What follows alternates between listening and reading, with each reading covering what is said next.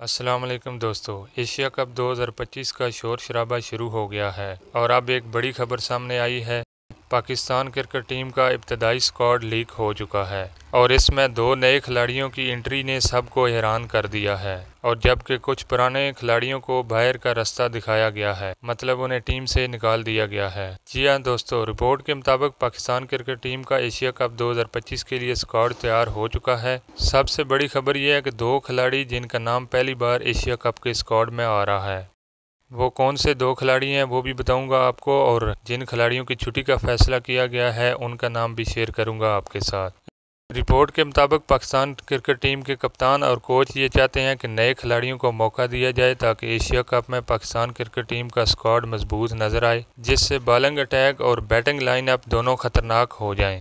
अब बात करते हैं उन दो खिलाड़ियों की जिनको एशिया कप के स्क्वाड में शामिल किए जाने का इम्कान है। नंबर 1 पर हैं जी fast bowler Suleman Mirza. Number 2 पर शामिल किया जाएगा अहमद दानियाल, जो कि ऑलराउंडर हैं। और किन दो खिलाड़ियों की जगह शामिल किया जाएगा?